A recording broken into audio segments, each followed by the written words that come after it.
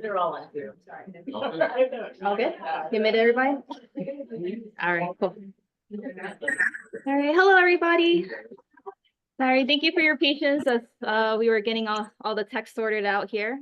Just want to say hello and welcome. And yeah, you could feel free to come. We have 2 seats available right over here. All right, so welcome, everybody. This is our 156th meetup, which is amazing to hear. My name is Hayoung. I am the Community Engagement Manager here at Kamwo. And yeah, I just want to extend a warm welcome today. Thank you for coming here on a Friday evening. And thank you for everyone joining us here online. So tonight we aim to provide you with an enjoyable and informative experience on Fu Moxibustion. The core mission of our meetup group is to connect all of our members with esteemed authorities in our circle so that we can learn from each other and ultimately uplift the entire profession. If you want to know more info about events, there's a private Facebook group called Kamwo Meetups. And it's exclusively for Chinese medicine practitioners. We encourage you to join the group, and if you haven't yet, it helps you stay updated to all of our upcoming events. And as a special thank you for attending tonight's event, there is a we give you a $20 Easter coupon to our store, and you can use that online. So that also goes for our online attendees as well. And you should get a link to the recording too for tonight sometime next week. So if you don't get it by like next Tuesday, just shoot me an email and we'll get it sorted out for you. And then so for the talk tonight, it's expected to last about an hour and a half. We will finish with the lecture, and then we'll start a Q&A session, and it'll approximately conclude at like 8 p.m. And before we begin, I'd like to share some ground rules for the online attendees. If you don't mind just keeping your mic on mute and then keep your questions out until later on, that would be helpful. And then also for you guys here too, if you have any questions, try to hold off until later on. We will have the Q&A session so that those questions will be answered. And then let's see. Okay, and then so I would like to give a short introduction for our speaker for tonight. Dr. Heidi Levy is a practitioner of acupuncture and Chinese medicine and has a private practice in New York City named Levy Acupuncture and Healing. Her practice primarily focuses on autoimmune disorders with a special interest in Hashimoto's. As a New York City-based practitioner who worked through the height of the pandemic, she has also been working extensively with patients experiencing long-haul COVID-19 symptoms. So without further ado, let me introduce Dr. Heidi Levy.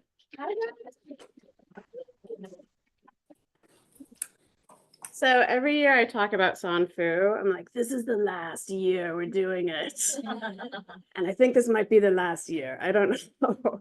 And I was looking through old pictures actually, and I realized I did one of the first meetup groups here in 2012 or 2013 on the history of tea. So kind of been around the bush a little bit. So how many of you guys have heard of Fu, have experienced Fu, our old hats at it, most of it? Okay. So what I was hoping to get out of tonight, so we're going to actually start off and talk about the differences between mugwort moxa, which you guys know that you learn in school.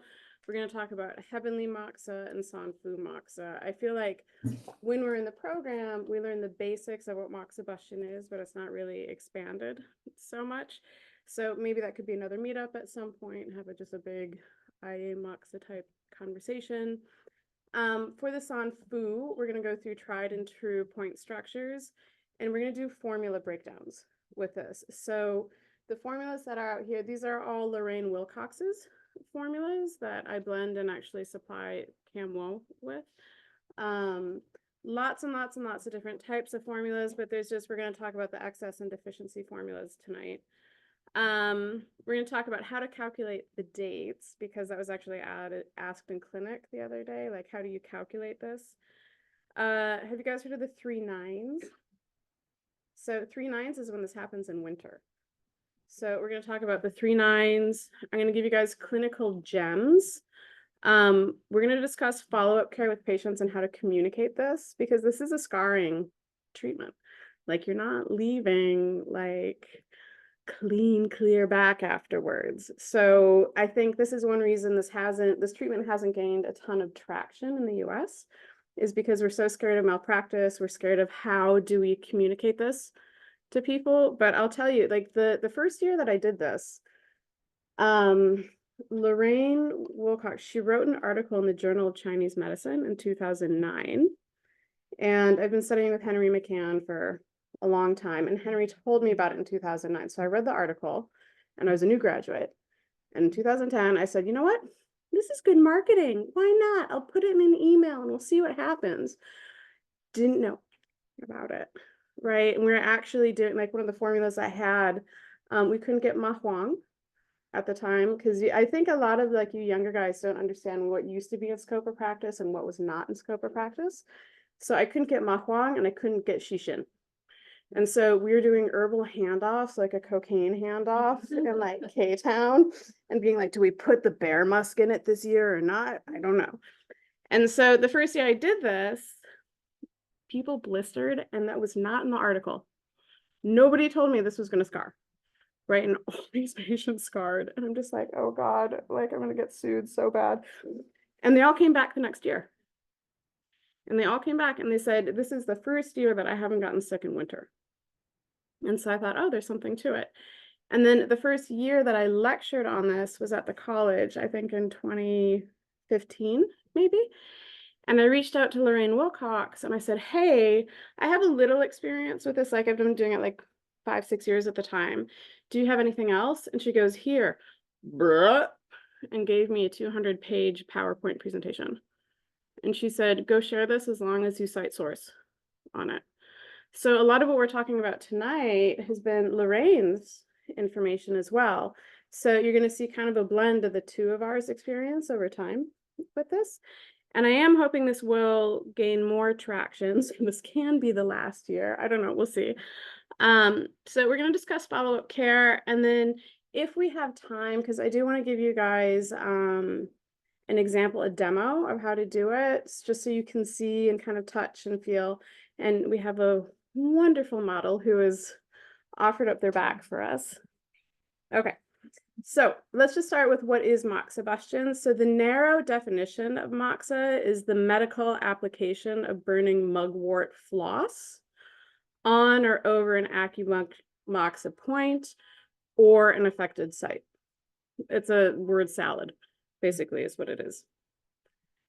The broader definition, though, is moxibustion is an external heat therapy applied on or over an acumoxa point or an affective site, which means it could be mugwort or something else, something combustible that acts as a heat therapy. So this is a picture of deng shinsao.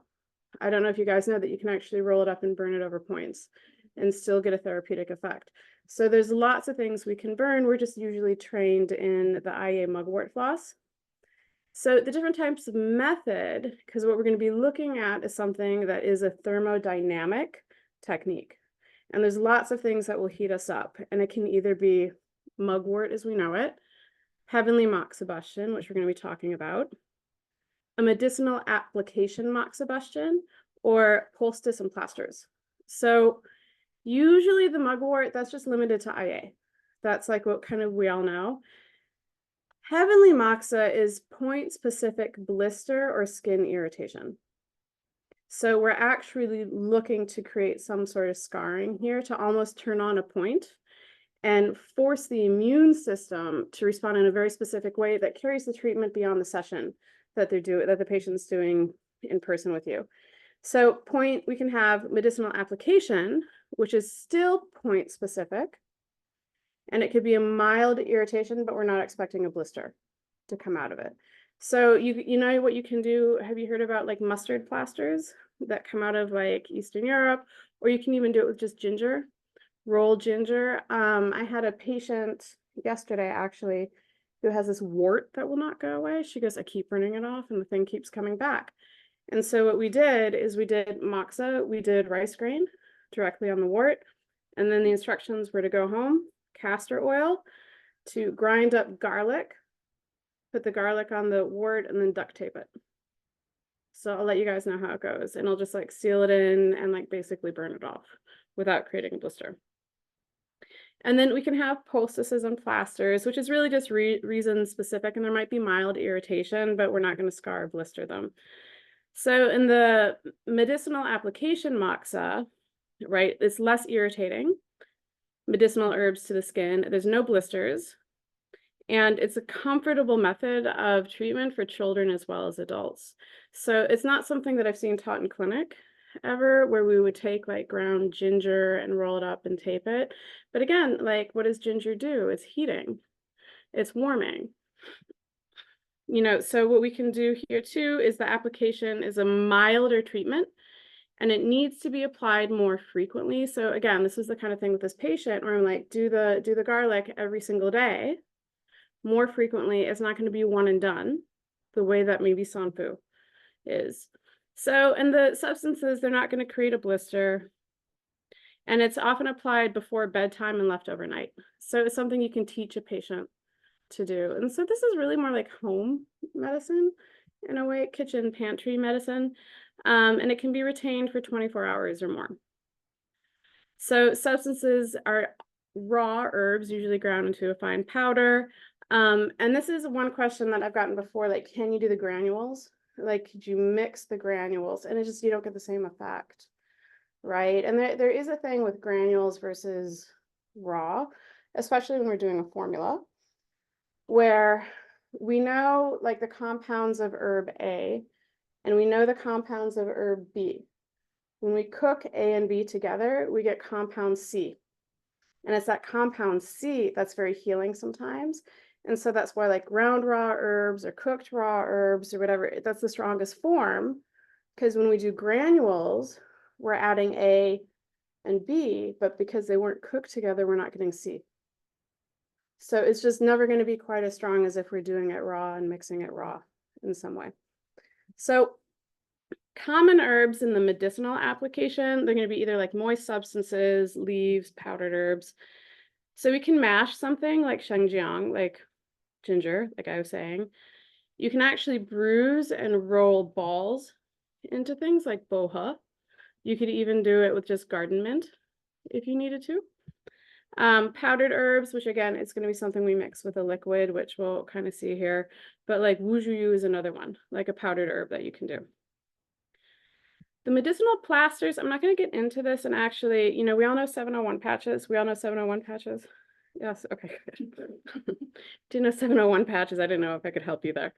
So the plasters, Henry McCann teaches a whole class on plasters. This is a whole art form with it. There's a couple of really good books that have come out of Shaolin traditions with this, because if you break your partner, you have to fix your partner.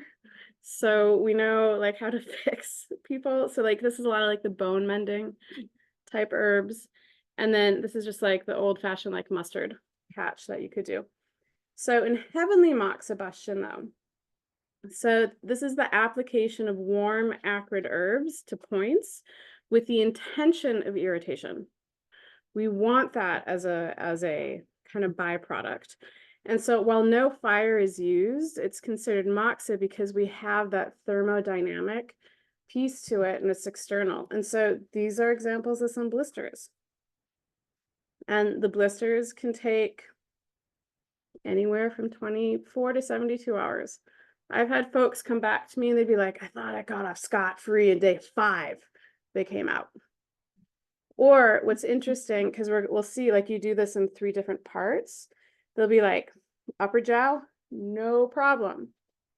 Lower jowl, no problem. My UB20 spleen, goober, the size of a $50 for no reason, like just the damp just started coming out. So there's not always a rhyme or reason how, like it's hard to predict how it's going to come out on people. And a Heavenly Moxa, it's applied to a specific acupuncture point, warm, hot, medicinal substances, irritating, because we want the volatile oils.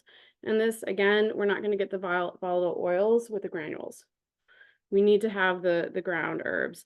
So the overall effect depends on the combination of herbs and the points. But we can do this kind of, not just with the Sanfu, but there's other techniques. I had a patient, this was a while ago, maybe a decade ago or so, who had C. diff, and it just kept coming back. It kept coming back. It kept coming back. And she couldn't keep the herbs down. The only thing that helped was moxa. But when we did get herbs, there's like a little hit there. but it would just come right up or come right out. So we actually took the ground herbs, mixed them with sesame oil, and put them in her belly button, and allowed like the body to absorb the herbs transdermally, and it actually worked. It was one of those like, oh damn, I didn't think that would work. We got a good hit with it. So generally, we're going to use 1 to 3 points in a treatment because these are going to be much, much, much stronger treatments. So there are some advantage. It's a strong treatment. You usually only have to do it once. With Sanfu, we like to do it 3 years in a row, but one and done. It doesn't need frequent treatment. There's no smoke. Patients are less anxious since no fire is involved, and there's less fear of burns, even though they're not, you were communicating these blisters. And the intensity of the treatment is easy to control because the patient can take it off when they're ready.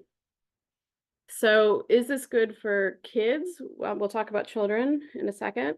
When we do kids under 10, I have them stay in the office and I take it off.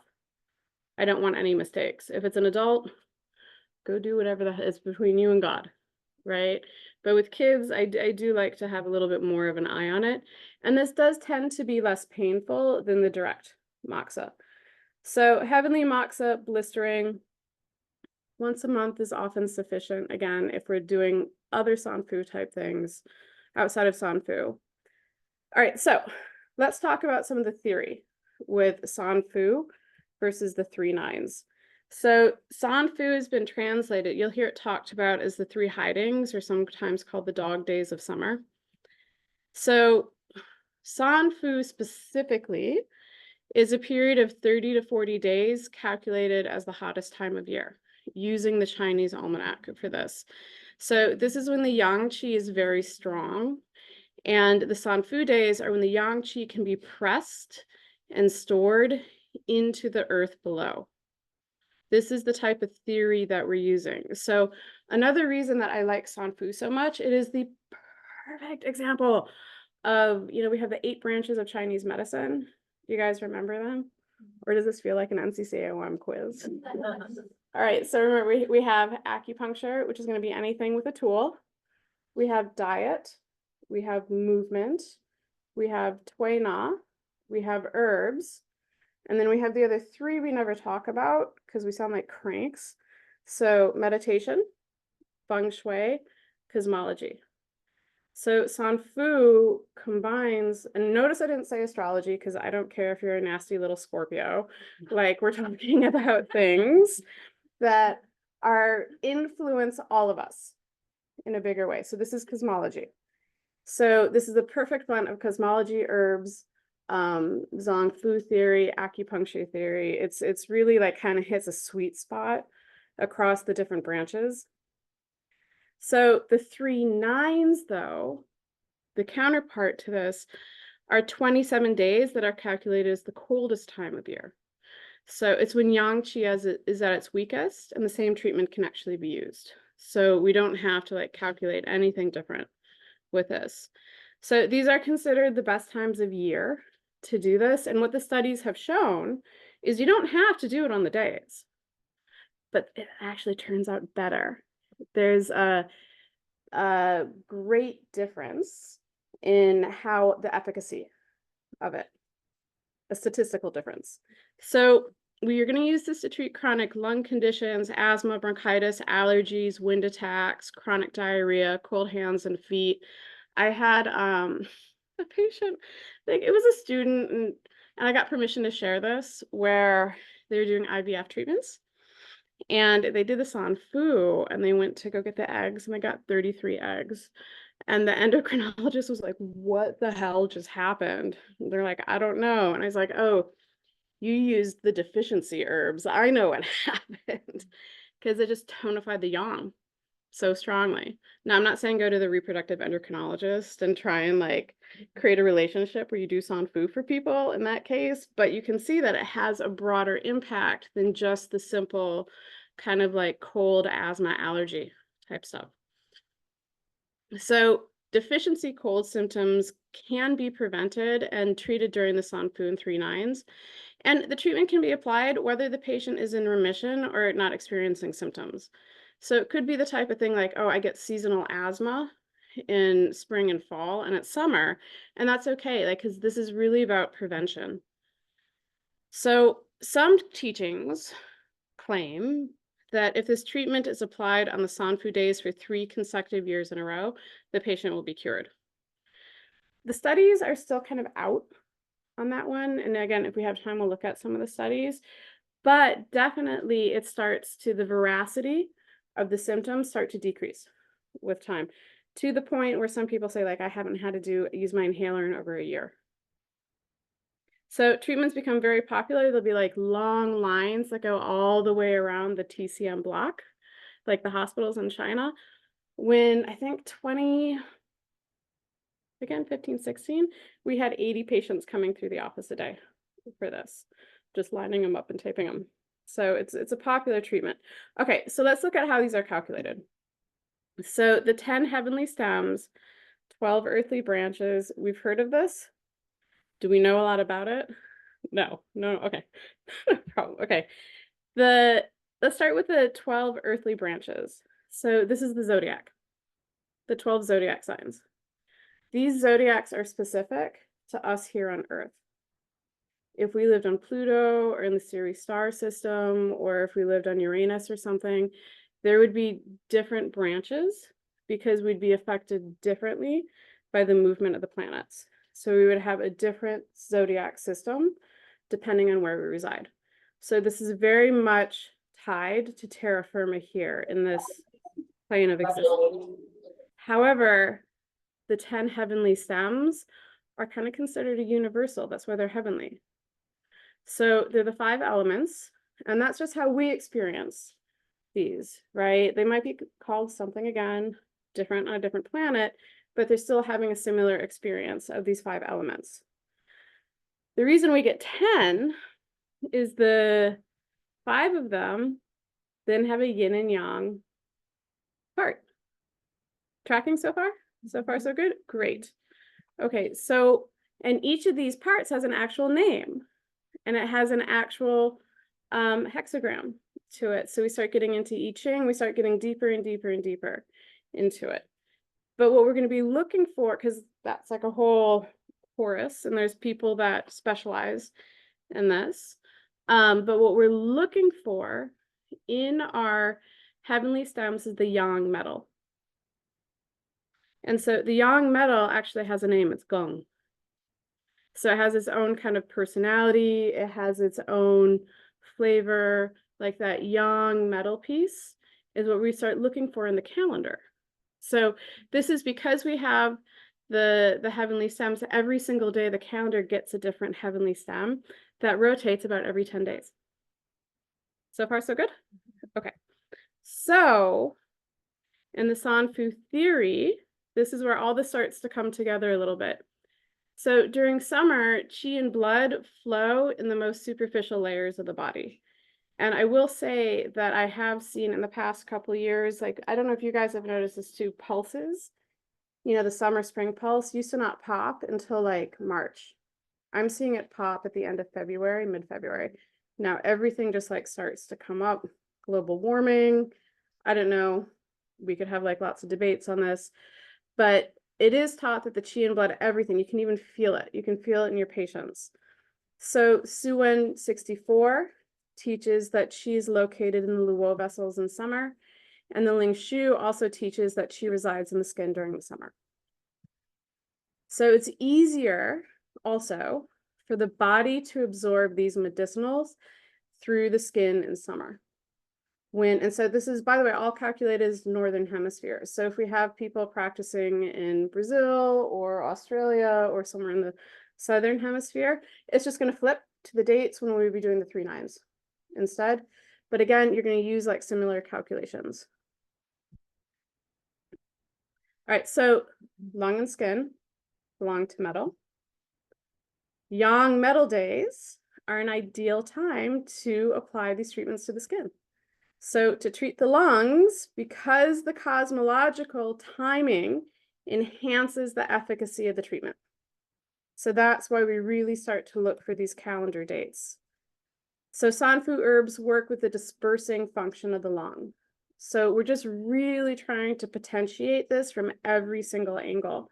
And so these herbs and the treatment together, it's going to warm the yang, dispel cold, promote qi circulation, transform phlegm, relieve asthma, stop cough. So there's also the principle we treat winter diseases in the summer. This is us getting ahead of things, right? This is us as the Chinese medicine practitioners forecasting health in our patients. So asthma, especially when due to cold, flares up clearly like more in winter. So it's better, again, if you want to get ahead of this, do it when it's not in a flare. And if we know it's going to flare in winter, again, summer is a better time. So the yang qi, what we do is it's pressed and hidden into the muscle layer. So what we're doing is we're banking yang, and it's stored for later use during the winter. So we're not having to, we can be proactive rather than reactive with this. It's like, oh my God, I have a cold. Okay, like pull out the yin cha, pull out like all this. Let's try and like disperse this where you already have the yang qi that can be on call to activate it. So Fu Moxibustion, then the 3 yang Fu days plus the medicinal herbs are pressed and stored. So the treatment injects this combination into the body in such a way specifically to influence the lungs through the skin on metal days with points and herbs that have that affinity for the lungs. All right, so let's talk about how to find these days in the calendar. I have found them for you for the next 3 years. But since this is the last year, 2027, after that, somebody else can do this. Okay, so this is how we calculate it. So the initial Fu, the first Fu day, begins on the 3rd Gung day after the summer solstice. I'm going to walk you through this visually so you can see. So step 1 is you have to find the summer solstice in the calendar. Pretty easy. You can even Wikipedia will tell you when the summer solstice is. Through 2027. There you go. So it's always going to be usually June 20th, 21st, somewhere in there. All right, so we look at the calendar, and I don't know like how, oh, that's so small. You can't see the gungs on there. So summer solstice, the 20th. Step 2 is that you want to find all the yang metal days from the summer solstice through the end of August. And so once you find one, the others are really easy to find. So you're looking for this yang metal character specifically. You're looking for the gung character in the calendar. So there's the 20th. First gung day shows up on the 25th. And because we know these are 10 days apart, we just start blowing through the calendar every 10 days. The 5th, the 15th to the 25th. They'll usually be between just like, again, maths, like between 3 and 4 in the month. So here we have August, we have the 4th, we have the 14th, we have the 24th. So far, so good. We're all tracking? Great.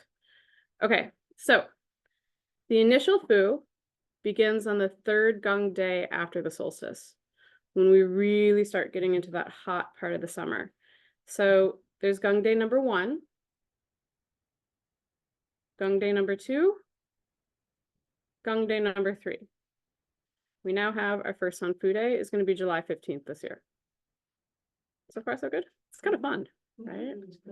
Yeah, I think it's great. Okay, so third gung day. Now, step 3 is we have to find the second Fu. We have to find the middle Fu. Do I have to admit someone? You admit you do. I don't. You got it. Okay. So we're going to find the middle Fu, which is just going to be 10 days later. So we have the 15th. We've already found the gung days, which means second. San Fu day is going to be the 25th. Okay. Step 4, we have to find the final Fu.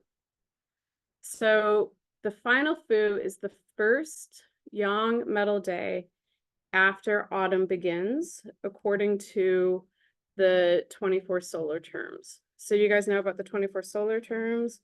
Yeah, no, a little bit. No. Okay, 24 solar terms. In the West, we divide it into 12 months. Like Chinese, we divide it into solar terms that are about 2 weeks each. And each of those 2 weeks has a different name to it.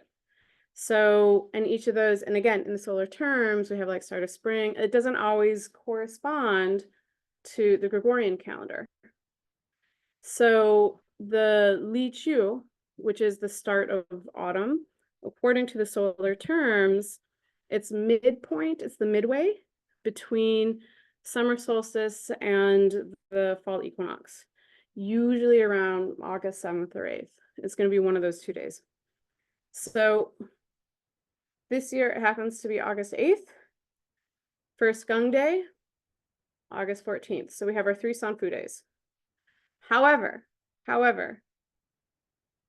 sometimes, depending on the maths, like there's an extra yang metal day after the middle fu before the autumn starts. So we just have to go back and like double check for an extra Gong day. This is why we get 4 San Fu days some years and 3 San Fu days other years. So we have to look for this extra fu. So we have our 2, 3, and there we go. So August 4th is the last fu. So this year for 2020, well, not 2022, this was the last time I did a lecture, 2024. We get these 4 dates, right? So if you want, like what I'll do afterwards, and I'll give this to you guys, I'll do like some just little PDFs for you. You can take pictures of this if you want. I have this whole layout on the website. I'm trying to actually make it easier for people to find. So this is what we have for the next 3 years. So next year, we only get 3 of these dates, right? And there's kind of a run between July 30th and August 9th. But 2024 and 2026, we get 4 of these. So when we're doing San Fu, we only have to do 3 of the 4. You don't have to do all 4 dates, right? And so like I have some people, they don't start until like the 2nd Fu, right? Some people, like, because everyone's like out beginning of August. Some people catch it on the last one, whatever, it's fine. So typically though, the best time to apply the plaster, it's said to be noon on a sunny day. Right, because we're just trying to get as much yang as possible. And I will say the first Fu day, again, I've been doing this since 2010, so the past 14 years, that Fu day has been hot as hell. Every single year, that first Fu is just gnarly. Like the other ones, not so much, but the first Fu is just always like that New York, that New York, my husband's from Brazil, and we, it was really hot the other day, and we stepped out, he's like, my God, what is that? I'm like, oh, it's just New York. It's just special sewage smell. Okay, so the 3 9s, though, they're actually much easier to calculate. So they're calculated to be the coldest times of the year, when the yang qi is at a minimum and the yin qi has reached its maximum, but the yang qi is starting to come up. So how we so it's the same theory, right? San Fu's performed in summer when yang qi is at its peak. The 3 9s occur when the yang qi is its lowest, but it's just starting to emerge. So we're trying to catch it as it's coming up out of the ground, right? So Heiner Fruhoff gets into quite a bit, like timing around futsa, when to plant futsa, when to harvest futsa, and it all has to do with the solstices. Because it's about when you're using the same theories, like when we're pulling that yang and when we're storing that yang. So we can see like in summer solstice, like this is a good like kind of visual here, right? So at the top of the summer solstice, that's the height. And you can see kind of in that sort of like the yang piece to it, when it's really thick and dense, that's when we're hanging out with the San Fu. And then if we were to turn this into the algorithm that we all know and we all understand, we're using the extreme yang and the extreme yin. Again, this is why I love Chinese medicine. So the 3 9s begin on the winter solstice. So the 3 9s, the first of the 3 9s, is the summer solstice. The middle 9, 9 days later. Final 9, 18 days later. So stupid easy to calculate. 21st, 9 days later, 30th, January 8th. I've never done this because no one's in town to do it. You know what I mean? Like no one's around, like everyone's like out for Christmas, they're wherever. In summer, at least people are wearing like nice little like t-shirts, whatever. I don't know that I really want to pull someone's parka down to get to this. Now, if we're in the Southern Hemisphere, again, it's flipped. So meaning if we're in Australia, we would calculate this as if summer solstice is June 20th, 9 days, 9 days, 9 days. Winter solstice is if that's the 21st, you're going to do that whole spiel we just went through looking for the gunmetal days. So geolocation is important. All right, so let's actually talk about the treatment. Like, hopefully I haven't built this up too much, but let's talk about the treatment because it's kind of anticlimactic, but it's fun. Okay, so there's been more studies for Sanfu summer days than there has been for the 3 nines. And the studies always use points located on the back. But if you go to China, they'll do stomach 36, they'll do Ren 17, they'll do like Ren 12, they'll do any points. You can do diagnostic differentiation with this. So it doesn't have to be a protocol, right? I'm not a big fan of protocols, except for this, when you're seeing like 80 people and you're like tongue pulse deficient, tongue pulse excess, and just kind of throw it at them. And the point structures we're going to talk about tonight are the ones that have been studied. So I know they're the ones that work, but don't be afraid to go outside those point structures. And clinically, it's best to choose points based on pattern differentiation. So if you want to do a do 4, do a do 4. You know, if you want to do a do 14, do a do 14, it's fine.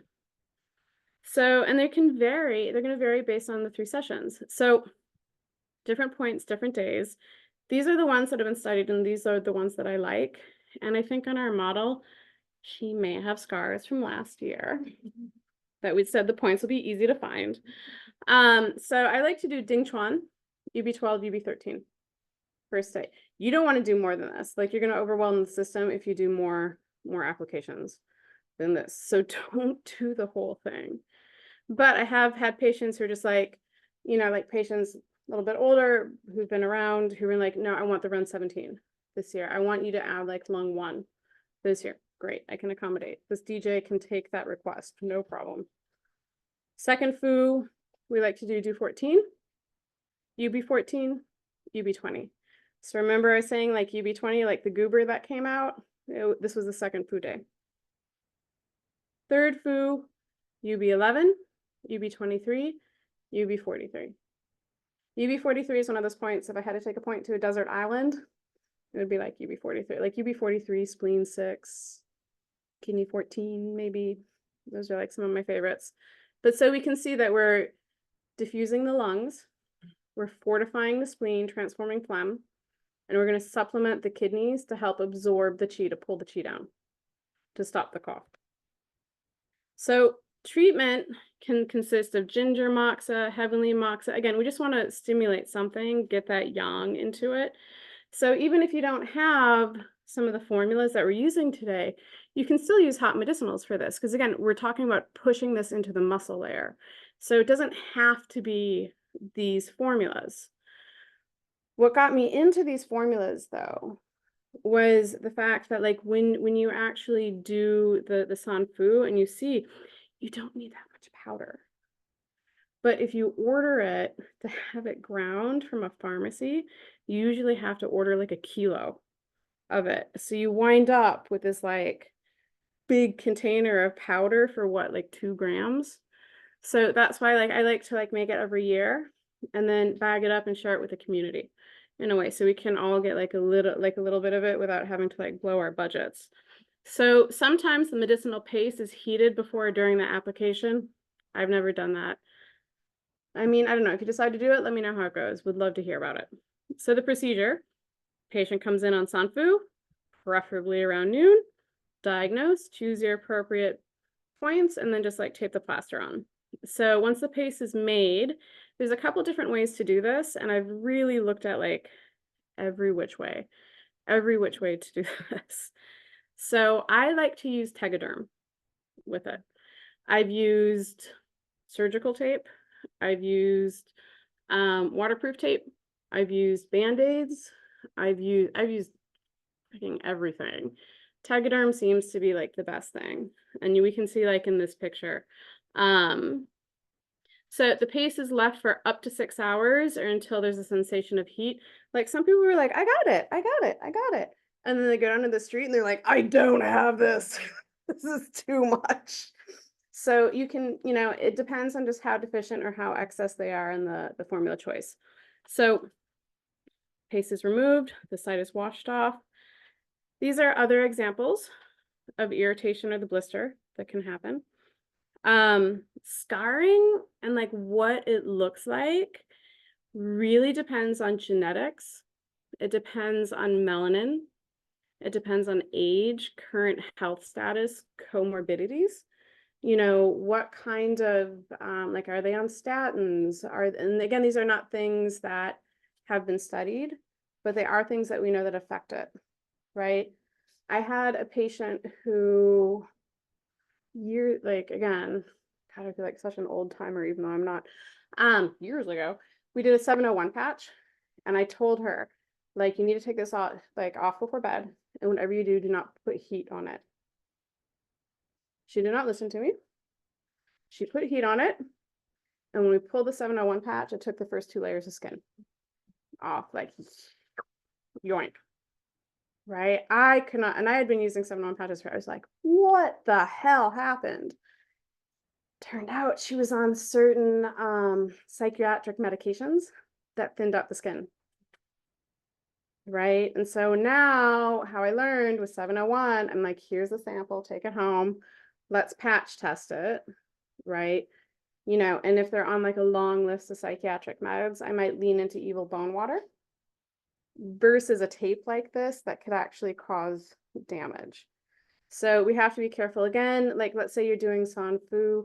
Can we open up the back? Are you guys getting hot? Yeah. I'm getting hot. Can you just maybe open the door a little bit? And I can talk over the street noise. That's fine. I carry. So for example, if we have a diabetic, right, who heals poorly, we have to be careful if we decide to do like a kidney 7 on them, because we don't know how long that blister is going to take to heal. So it's just things to be aware of. So the formulas. So these are the 2 basic formulas. We're going to look at the excess formula first, because I feel like everyone kind of misdiagnoses themselves with this. They're just like, I live in New York, I'm deficient. I'm like, I don't know, you're talking 100 miles an hour and coughing up chunks. Maybe not so much. So the treatment principles for the excess formula is that we want to warm and transform cold phlegm. We want to descend rebellious qi, and we want to stop cough. That's really what we're aiming at. So we're going to be looking for internal cold phlegm trapped in the lungs somewhere. And the symptoms tend to recur every winter, just get worse in winter, trigger it. So we're looking for a shortness of breath, tightness in the chest, wheezing, and a repeated attack but it's going to be like a protective cough, right? Like they're going to be the ones that like ask for the tissue when they come in and they're coughing, because it's like going to be thin and watery. So there could be scanty tenacious mucus, or just that really thin filmy type mucus. We're going to look for the pale swollen tongue, of course, with tooth marks and usually some sort of greasy white coat. Sure, the pulse might be soft and slippery, but again, these don't always match the presentation, right? So don't totally 100% rely on tongue and pulse in something like this, especially if they're on like a lot of like Mucinex or something. They might still be producing the mucus, but it might not show up in the pulse quite the same way that you're expecting. So this formula has the Yan Hu Suo, Shishin, Ma Huang. This was the one that we were doing the handoffs in K-Town. Gansui and Bai Jiezi. So the Yan Hu Suo, it invigorates the blood. That's the category. It circulates qi, stops pain, promotes the movement of qi within the blood. Do you guys remember that from John Pye? It's a very like John Pye thing to say, Dr. Pye thing to say. The Shishin, it's going to be a warm, acrid herb that releases the exterior. So it's going to release exterior wind and cold, disperse wind cold, internal cold, warm the lungs, transform phlegm and thin mucus, and disperse and unblock the qi of the nasal orifices. So we're trying to open all of this up from the diaphragm up. The Ma Huang, warm acrid herbs, induces sweating, releases the exterior, disseminates, facilitates lung qi, calms wheezing, stops cough, warms, and disperses cold pathogens. Now, the gong sui. Talk about gong sui here in a second. Do you guys still get the herb samples? Right? Like for the herbal program with like the little baggies of herbs? Like, do they still have like the biohazard thing marked on gong sui? Like, don't give it to a chihuahua, it will kill the dog. Yeah, like, no. So be very careful with gong sui. When we bag this in the office, everyone masks and gloves, because I may or may not have done that in the past. And I may or may not have done that in the past. And I may or may not have almost pooped my pants. Just saying, it's a strong herb. It's a very strong herb. So harsh expellant, drains water downwards, eliminates congested fluid, expels phlegm, clears heat, reduces swelling, disperses hardenings. Violently cathartic when taken internally. This is the kind of thing where you could poop a mucosal lining. So, but the fact that we're using this at a higher dose externally is fine. It's fine. Like, we can get away with it because we're bypassing the digestive system. So when you do use this though, you like when you roll it, you can do it with bare hands. I suggest not, but you can. Just make sure like you really, really wash your hands afterwards. So, and then it has the baijietsa. So what is baijietsa? Mustard seed. So mustard seed, this is what creates the chemical burn. This is what really creates the blister for the other herbs to enter into the yang metal of the skin.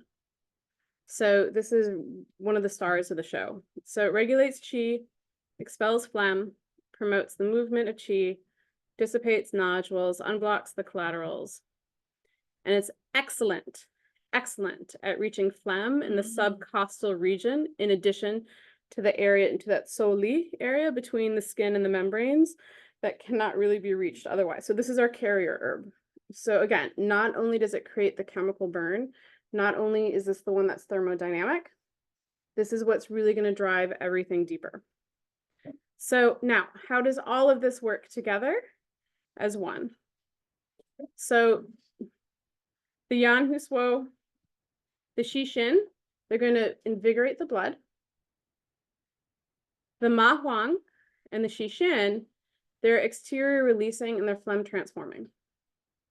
So this is, again, for herbal study where you always want to look at the Daoist. So these are the special Daoist that get put together in this formula specifically. Now the gong sui, like that, our favorite Chihuahua killer formula, when paired with the Ma Huang, it's going to drain and dredge the excess fluid. So this is what's going to get actually to the mucosal lining inside the lung and really clear out the phlegm and really clear out the damp. This is the harsh expellant.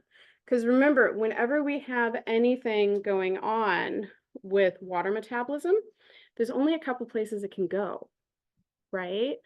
And excuse my French, I'm going to say this in a way that you're always going to remember it, okay? Shit it, piss it, vomit, sweat it. Those are the 4 ways we can get it out, right? So if it's already in us, like deep, the path of least resistance is down. So we can drive it through the urine or the feces. We don't really make people puke anymore, right? I mean, Stephanie looks like maybe some people deserve it. No. So we don't make people vomit anymore, but we do want them to sweat some of this out. So the Ma Huang is going to help with that. So now let's look at the deficiency formula. So with this, nourish the lungs, soothe asthma, and we're going to reinforce the kidneys, but we want the grasping the qi piece to this to actually like pull it down into the lungs so we don't have the shortness of breath.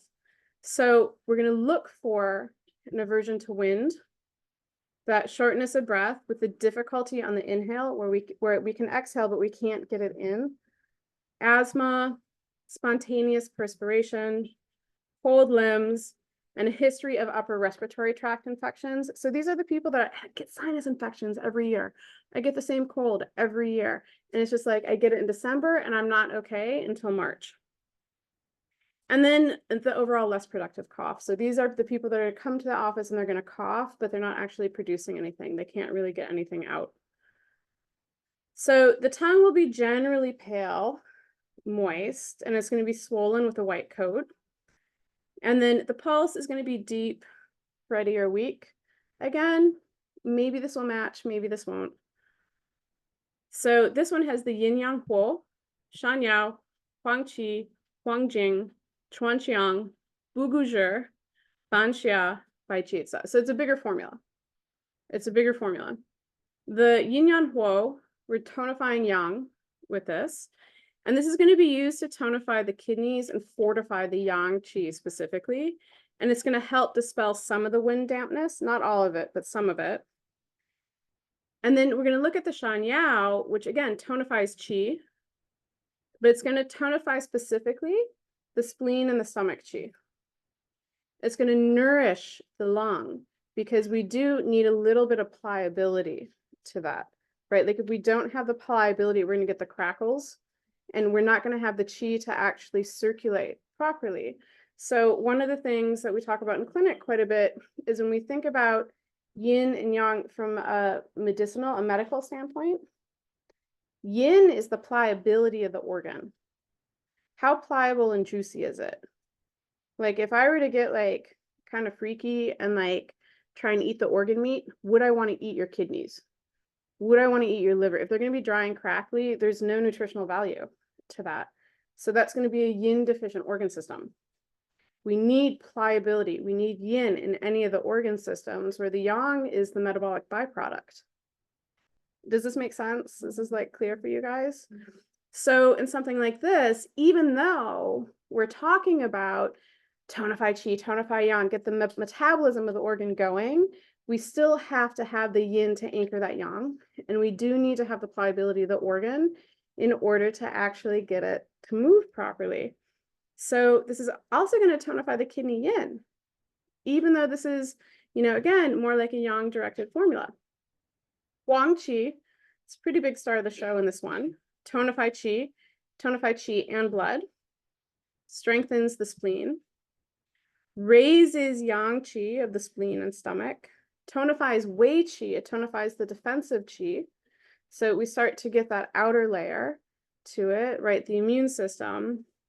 And it's going to stabilize the exterior, making it harder for pathogens to enter. And then tonifies the lungs, which is tonifying. And when we say tonify the lungs, it means everything with the lungs. Yin, yang, qi, blood tonifies everything dealing with the yang lungs.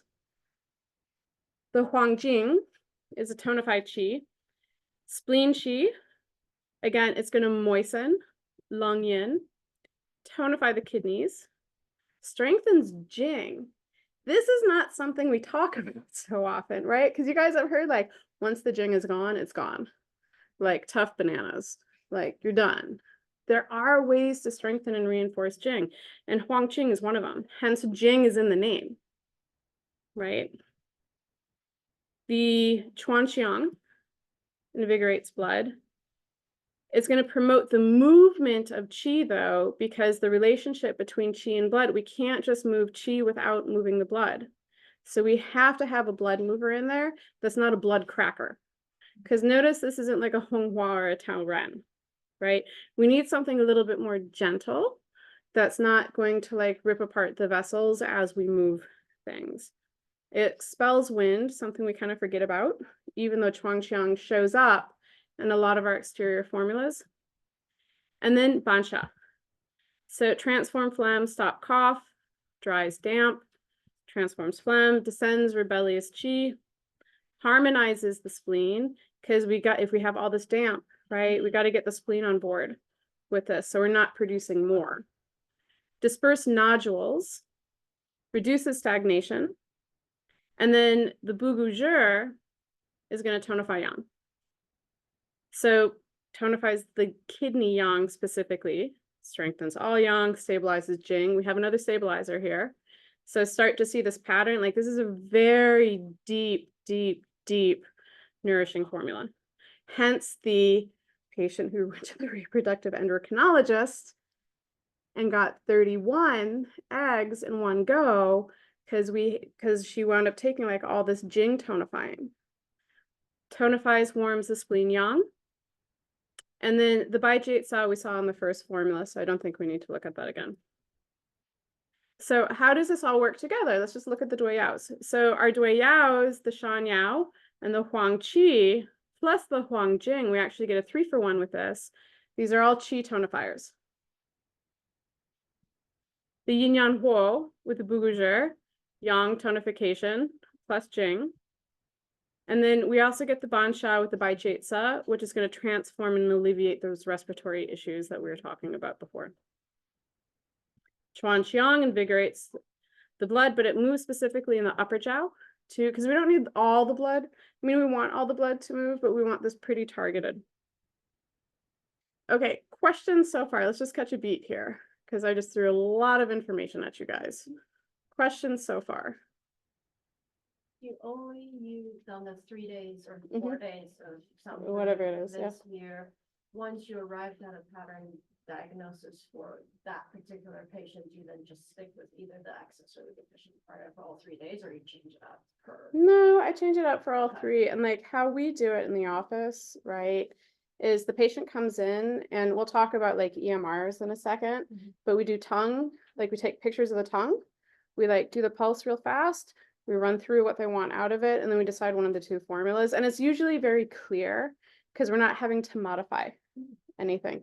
But we might decide like, oh, maybe we like don't do the do 14 on this patient. Like maybe like doing, I don't know, like the UB11 could be too much for them. Like what can the system handle? Yeah, that's a good question. Other questions before we get to the application of this? No, we're good. Do we have online questions at all? We'll get to them at the end. Sorry, folks.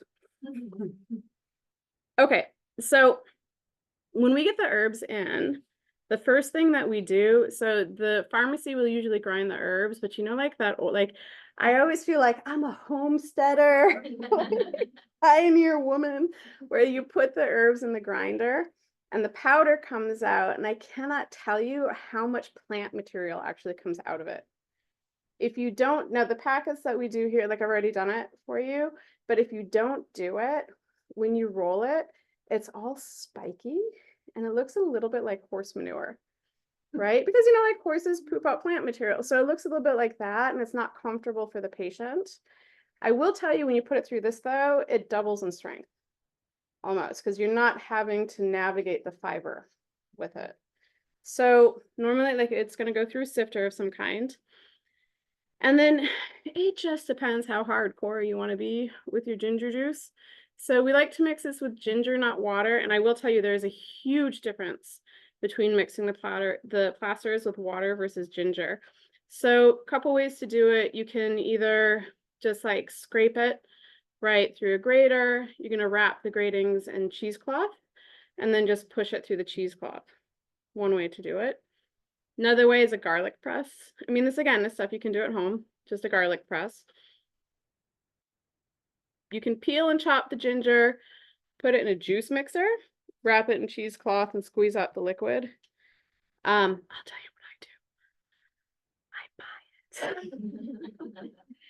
it. If you buy it though, just say, you want to make sure you don't get the one mixed with cayenne pepper, and you want to make sure you don't get the one with vitamin C or ascorbic acid or something in it, right? This way, like it's pretty easy.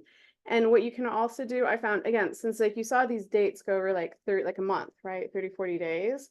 Like if you do decide to do it this way, that's great. And then just freeze it, right? So you can make one big batch and then just defrost it like the day your San Fu days, so you have it on hand. Okay. So we're going to take that, and you'll see how we'll do all this like live here in a second. So we're going to take the powder and the ginger juice, and we're going to mix it together into a thick paste. And it's going to feel like a little bit like you're a kid playing with Play-Doh with it. It's kind of fun. And so it'll start to glob, and it'll make this ball. And then you roll the ball into about the size of an eraser head, give or take. Bigger the ball, bigger the blister. Smaller the ball, smaller the blister. Now, this is one way that I haven't done this in a while, but this is one way that you can do it. You can go get medical tape. and then you cut a hole inside the medical tape. And one way to do it, again, if you want smaller blisters with it. So you cut like a little star. One year I actually went and tried to get like a star hole puncher for them, and it didn't do anything. Like it was just fancy waste of money. Like, but you can just, again, cut it in half, cut a little triangle in it, and then you put that on the point. And you put the Sanfu over that, and then tape that into place. One way to do it. So, and then you're going to apply to your chosen points. And then when the patient's done, they just wash it off after removing the herbs, and there'll be a little bit of redness, usually. But then we can see here the irritation continues to develop because the Baichietsa drove it into the tsoli, it drove it into the interdermal spaces. So here we can see like this took 2 days for the blister to come out. 3 days later, 10 days later, just on this particular patient. No, but remember, like this is pretty fair skin, right? So melanin, genetics, age, all of that, like it's really going to be very independent and look very different on skin tone. So follow-up care. You have to be so clear with the follow-up care because like people will screw this up and we don't want them screwing this up. So what I do, and we'll talk about it in clinical gems, but so remove the Sanfu application after 6 hours, or if they start to become overly hot and itchy, whichever comes first. So you wash the skin with just soap and water, pat it dry, that's it. You don't have to do anything special. If the blisters appear, you treat them as you would any normal blister, but you want to just keep the area clean, keep fluids out. If you get a big goober, you have them like pop the blister without taking the skin off. Again, just keep it clean, soap and water. Always keep the wound clean, cover with a Band-Aid to keep it protected. And then Neosporin, you want something that's neutral on it, just to keep it from getting infected in some way. So you don't want to be putting burn cream on it. You don't want to be putting like evil bone water on it. You don't want to put I've had people put evil bone water on everything, right? So something neutral, topical. And then if they're really concerned about the blister to it, wheat germ oil. Do you guys know wheat germ oil? So wheat germ oil is just natural vitamin E is what it is. And if you get the wheat germ oil, you don't want to get the container of it because it goes rancid quickly. You want to get like the little pellets, pop the pellet, rub it in. Tamanu oil, it's a Tahitian nut oil. So if somebody's allergic to like nuts, be careful with it. But tamanu oil will, within a couple months, usually just decrease the scar to almost nothing in some cases. Mederma, like a lot of people love Mederma, Mederma will work as well. Okay, this treatment is not appropriate for children under 2. So don't be doing this to like 6 months olds, right? They're too young, they don't need it. People with serious skin allergies, right? I have a patient who she can't have anything with soy, like at all, no soy to it, nothing. She looks at soy, she explodes, right? Like she's too sensitive, and she asked about this. I was like, I don't think this treatment's for you, just because of how she reacts to things. Diabetics, but we're talking fragile diabetics, like type 1 unmanaged. Currently suffering a heat disease with a high fever or sore throat. Now, what will happen with this sometimes is people will do the Sanfu and they come back. And I'm like, well, why didn't you come back for day 2? Like, where were you? And they're just like, oh, day 1, I got sick. I got the flu. Did you? Or was the flu already in there and it came out and it forced it out? And I was like, let's think about doing it maybe next year, like finishing it out. So people will report flu-like symptoms, cold-like symptoms, COVID-like symptoms. And of course, if they think it's COVID, go get tested, right? But if there's something lingering in there, it can often just like force it out so they don't have to deal with it again. But if they're actively sick, just wait till the next Sanfu day. And then on the day of treatment, avoid cold foods, eat fresh food, hot, spicy foods. alcohol, allergens. Okay. Children over 2, but fewer treatments or shorter retention. So I offered to do it for the kids starting at 6. Again, I keep it on for 20 minutes. And then I add 5 minutes for every year. So if they're 7, we'll do 25, 8, 30. And then after 12, like parents can do whatever they want to. So clinical gems. Check your state's scope of practice. So I'm going to talk about New York State. I don't know if there's other people on Zoom outside of New York, but check your scope of practice. Like you youngins don't remember that before 2016, herbs was not in our scope of practice. Because we were licensed, your grandmother could do herbs. We could not technically as licensed healthcare practitioners. So this is something ASNI really worked on. And so effective November 4th, 2016, the scope of practice of acupuncture, the law was amended. And so what the law states now is the profession of acupuncture includes recommendation of dietary supplements and natural products, including, but not limited to, the recommendation of diet, herbs, and other natural products, and their preparation in accordance with traditional and modern practices. This is a Qing dynasty practice. So it kind of falls in scope of practice. We can do it now. My dumb ass doing it in 2010 should probably not have been doing this. But now the question is though, like, does malpractice cover it? So we do have to be a little bit careful with malpractice. So you have to check your policy. Waivers are your friend. So make sure you have a waiver. If you use an EMR, I don't know who's not using an EMR at this point, but if you use an EMR, just have it automatically send follow-up care instructions to people. I use Jane App. I love Jane App. If you don't use Jane, like if you want to use Jane App, reach out to me. I have a Jane App code because I'm a Jane App ambassador. I will get you a discount. I love Jane App, right? So Jane App will just automatically send the follow-up to the patient. Chart everything with this. So when the patient comes in, like I said, we do a picture of the tongue. We note the pulse. We do a picture of the application, like what we've done. When they come back, we take a picture of what the scars look like from the last application, and we have everything in the chart. So we're charting as we're going along. And then if you don't use an EMR, you can give paper instructions. Before I had an EMR, I would give people like these little cute postcards. I was just like, be sure to wash your back, use Neosporin. But I think the EMR is much more professional now. So use the EMR. I use Tegaderm. Do you guys know what Tegaderm is?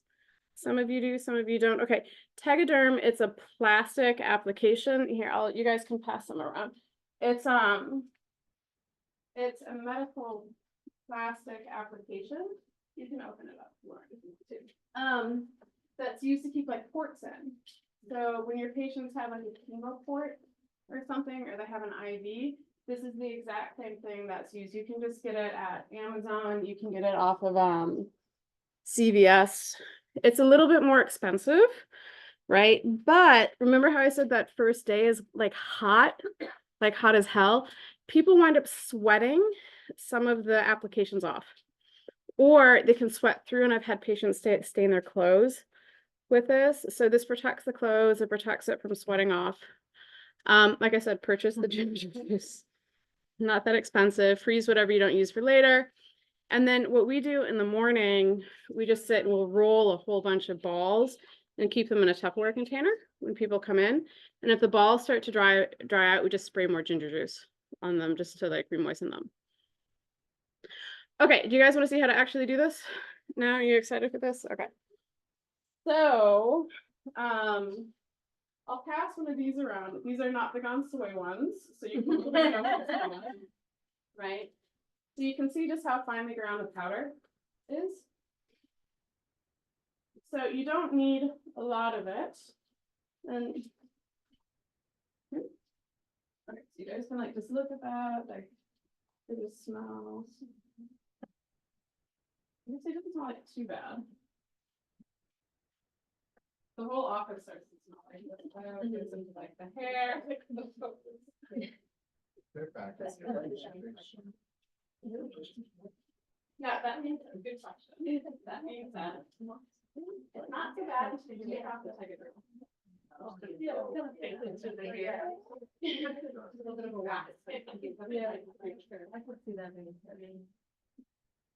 So I have asked patients like, and I'll just cut it down in the area and usually just cut the tiger small, so it's like they're not in pain.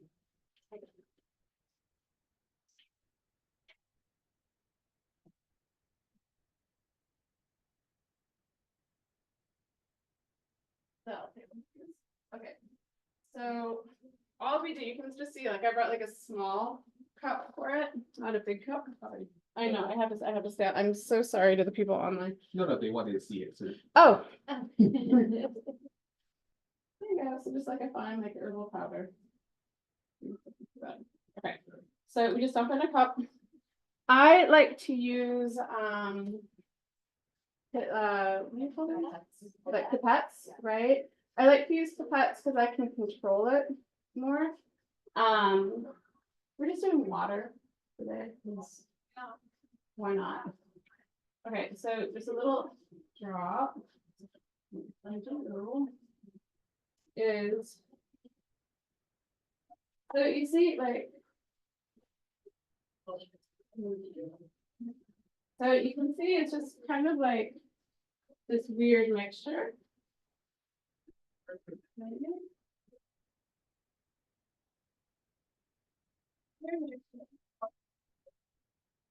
Maybe I could have gotten other people. And when you start to mix it, it just starts to chunk up, like very quickly. You know, and so with this, the rule of thumb, the reason I like the pivot, the pipette, is you want to start with less is more. Because what will happen is this will get so watery, you can't make balls with it. And then you have to add more powder to it, and then you've gone through your stash. Right, so that's what, again, why we like the pipette. So you can see. Nice. All right, and so it should, this one's a little dry, so we're gonna add a little bit more water to it. And so you can see what happens. Is it gets nice and tacky. I want to pass it around. Lauren wanted to see like it just like what?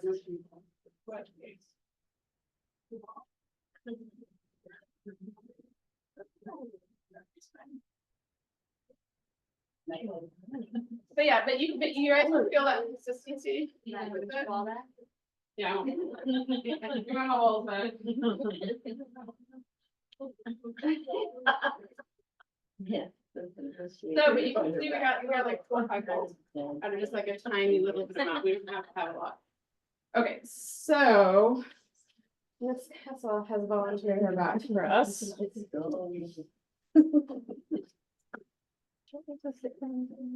No, we can actually just like.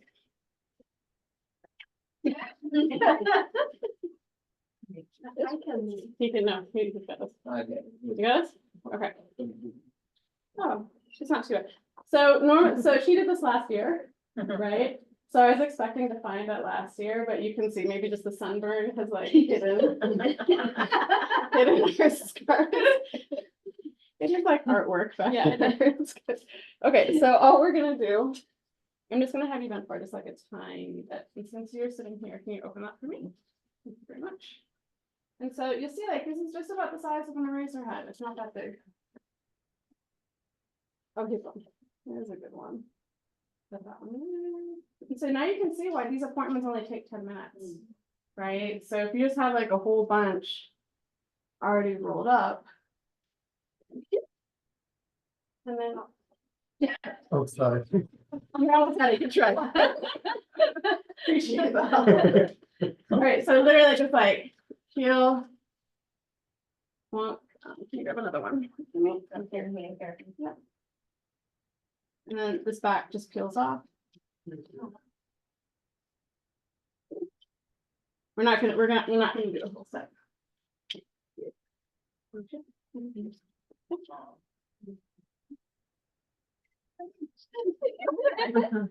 I can reach like a hobbit. I'll get a step stool. if I need to. Never had this problem. All right, so you can go model it now. You guys want to see like a model your bag? Show them. So is this something you guys think you could do in practice? Do you have questions about it? Yeah. Can you explain, is there a difference if someone will only do one of the 3 days? Or if they were to do all of the days, like in terms of. The efficacy? I will tell you what I have clinically seen with it. When you do all 3 days, it works much, much, much better. It works much better. If they can only come in, if they're just like, I really want to do it this year, but I can only come in one of the days, great. Just choose wisely what points you're doing. So that's when you want a differential diagnosis. And so if you see that they're really spleen qi deficient, really kidney yang deficient, do your UB23 or UB20 and maybe like UB43, right? Just be smart with it. But for example, like, remember how we saw August 4th is one of the days? I'm not coming in on the Sunday. I put in my time. So we're doing it that Monday. And I found even with that, even if you're doing it within 24 hours, there can be a little bit of flexibility on the time specific, and you still get results with it. Yeah, good question. Have you seen it work on like expelling long COVID? You know, for people that keep getting COVID. Yes, so kind of, yes, right? Like the excess formula, like I really pushed long haulers to come in with it. They were too tired to come in. None of my long haulers came in for it, right? But like that long haul, right? The excess, I don't know. I have my theories on this, right? The excess might be too much because if you've seen them, they're so bottomed out. Yeah. There's no way like the jing, it's gone all the way down to the jing layer, right? Like they're shot. Someone like that, she cannot get out of bed.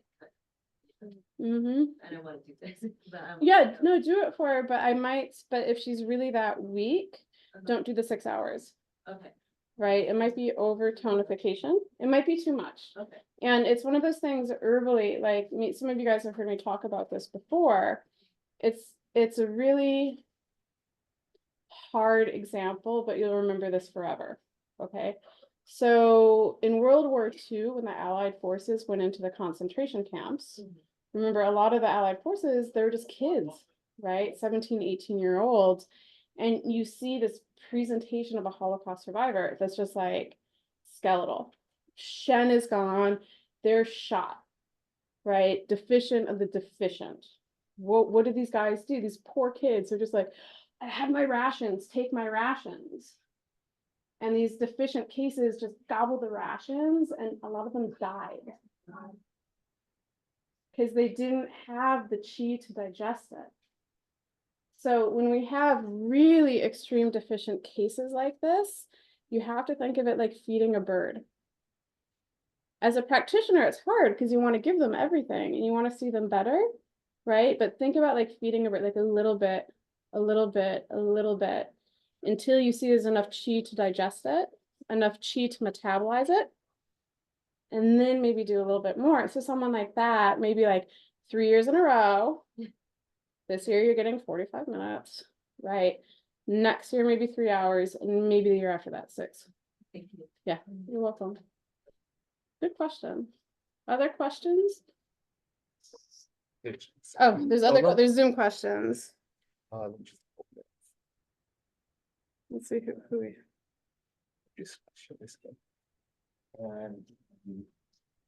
Oh, here, I can see the chat. Let's open the chat. Or maybe not. I don't know. Okay, can you just read me the questions? Yes, so the first question is, what about elderly patients with sensitive skins? Timing.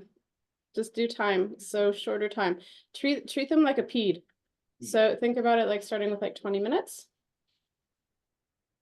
Okay. And the following question is, will summer, winter, summer replace 3 years in a row? I don't know, try it and let me know. Report your findings to me. Next question is. That's a lot of yang, honestly Yeah. speaking, like, if I actually think about that for a second. That's a little bit much. That was the final question for now. Okay, All right. okay, anything else? Yeah. So follow up, I guess, to that Yeah. question, if you were to do the summer, you wouldn't recommend doing it. I wouldn't like, cause it's gonna take a while to heal, right? And Stephanie and I actually know someone who, he's come in like year on year, right? Like, so he's come in like the past like 3 years. I don't know what happened last year, but like he had quite the reaction to it. And when I say quite the reaction, we both received pictures where he did one of these, like in the mirror, because the blister popped and it was his blood, like coming, and he had never reacted like that. He had done it the other 2 years.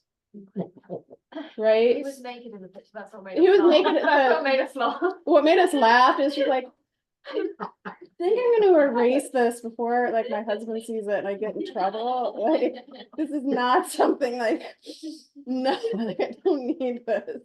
But like the blister had popped and it was bleeding. That's gonna take a while to heal, right? Because we're talking about a wound. And you do want the time for the wound to heal. So like, if I really say, even though I've never tried it, I wouldn't, it's not a go-to recommendation. Again, that's between you and God and your patient. Let me know. Do you think there's any benefit to choosing summer over winter as a course of treatment? You know, like I've thought about, it's like the futsa thing. Like, when do we plant futsa? When do we harvest futsa? Right? Like, we're harvesting in summer. Like, we're not planting in summer. You know what I mean? So again, the 3 9s, the winter, it just hasn't been studied. And that's not to say like it wouldn't work, right? It would be better for a long COVID patient to try it in winter. Maybe try it in winter. Yeah. Because these long COVID, like I have somebody who's still 2020 cohort, and this poor guy, like, and he's gotten COVID 4 other times. And now every time he gets it, he gets diverticulitis and gout. And around we go. It's like, it's awful. It's absolutely awful. And he's someone I'm like, come on, let's do it. Like, it can't hurt any worse than the gout. Like, let's try. Right. But yeah, winter, because it might be a little bit more gentle. Yeah. Any other questions? Would you use the same formulas and same, like diagnosis Mhm. approach? In Absolutely. the winter? Yep, same thing. Absolutely same thing. Absolutely same thing. I love the two. It's easier for me than just me like here like okay. Okay, this is a bit of a left-field question, but when you were talking about mental days, gone days, Mhm. is there any evidence or documentation or history of doing this with other organs on their specific days? Like, is that something? That would be something we'd have to go into the literature for, right? So again, remember, like, what exists in our materia medica is only like 1%. Like in English, it's only like 1%. There's not everything's been translated. So this specific treatment has been translated. The studies have been translated. And that's not to say like it hasn't existed or been done, but it's a good question. We don't want to go reinvent the wheel. It would be much smarter just to go into the literature and, you know, somebody like if we have a Chinese translator, a Chinese speaker who could do that, it would definitely be like interesting to see, you know, if we wanted to do like a yin earth day, right, and do like ginger on Ren 12. That would be an interesting experiment in late summer, right? Or like we'd have to figure out how to calculate that. Yeah, it's a fun project. Well, I appreciate you guys coming out on a Friday night and spending the Friday night with me. Like, it's been fun. Thank you guys online. And like, I hope to see you guys on campus and come up and say hello if you have any other questions. So thanks, guys.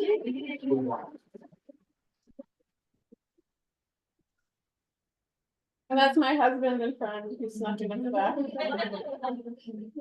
And before everyone leaves, Hyung had to leave, but we have to take a group picture. Yes. Oh.